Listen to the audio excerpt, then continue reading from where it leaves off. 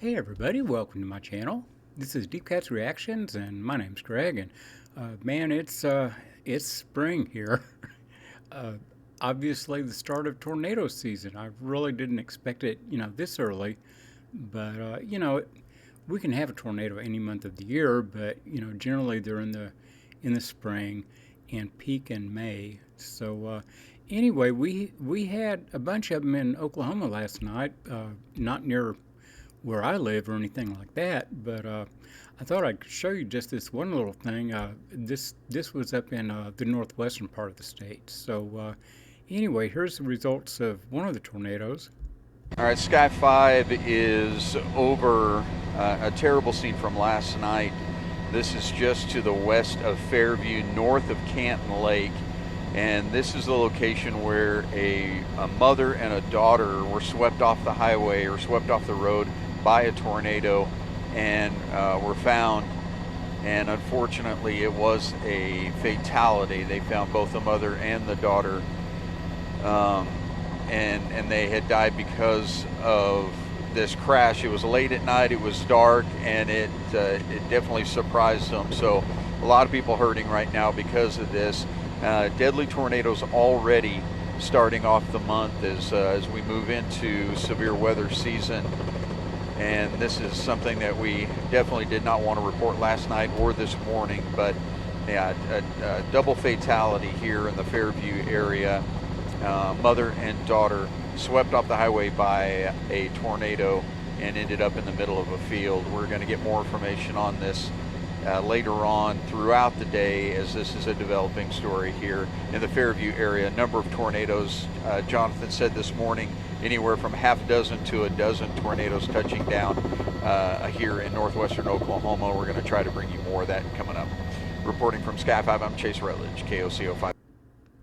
And when they say, that many tornadoes up in northwestern Oklahoma, that doesn't count the tornadoes that came in later in eastern Oklahoma, up around Tulsa, that caused a lot of damage. I don't think any fatalities. I think those two were what we had in Oklahoma.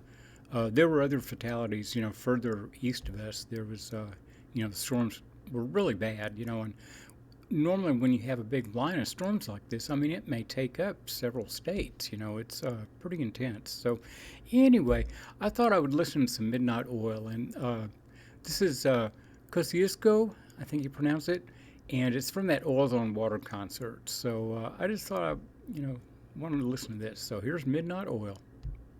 All right, for all those people in the country who fancy that they would like to have a holiday this year and go to Kosciusko, start saving up your bickies, but it might be fun.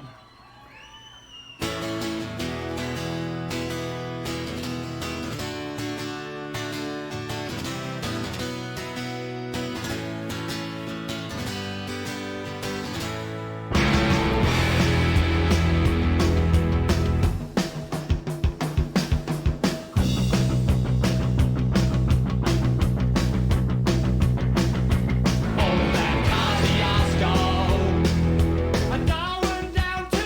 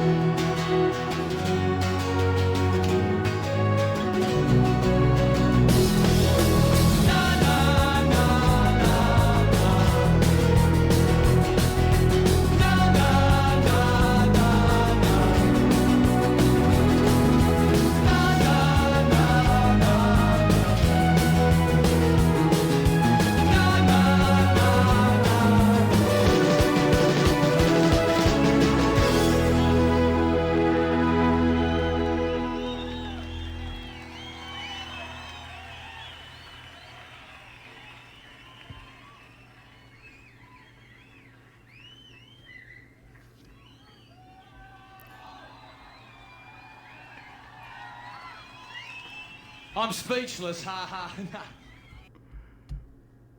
Well, that was weird. I was hoping they wouldn't cut off the whole thing he said, whatever he said at the end there. That was really good. I'm kind of presuming maybe that was written by Rob Hurst because really Peter Garrett was singing backup for the most part. It was Rob Hurst on the vocals. For to a great degree, and he's got a good voice too. Besides being the core of the band, I don't know, man. Every time I see these guys, it's like shit. They are so good, and all we got were those two freaking songs, that hit the radio, which I didn't even like all that much.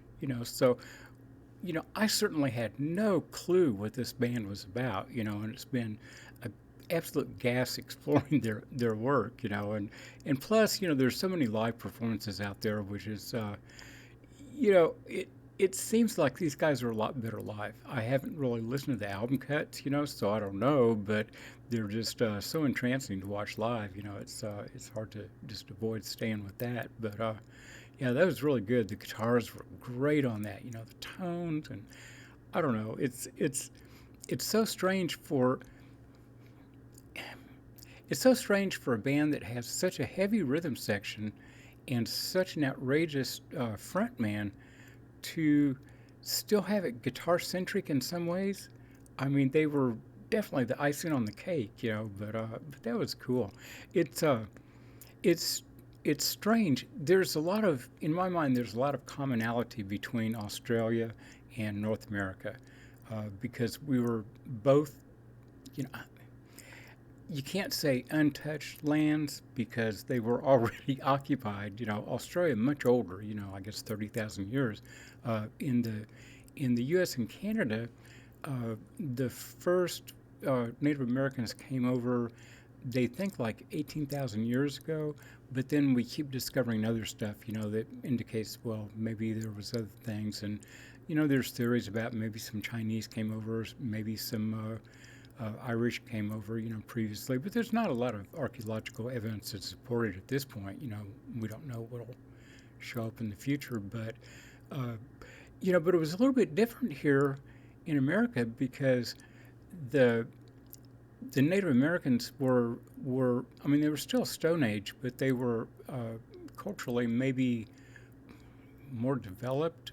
I'm not sure if I'm really saying that correctly because what is development in a culture? It's hard to say. But in any case, they were able to defend themselves much more easily, and then, quickly acquired, steel knives and guns and stuff like that. So they were able to put up one hell of a fight, and if they had all organized early enough, they would have pushed the British and the other, white settlers back into the ocean. So yeah, it took like I don't know, at least 100 years worth of war to defeat the Indians. So yeah, a little bit different. And it's interesting. I like history a lot. So anyway, I hope you all enjoyed that, and I will be back. So hit like, subscribe, and hit the notification bell, and we'll see you all then. Bye bye.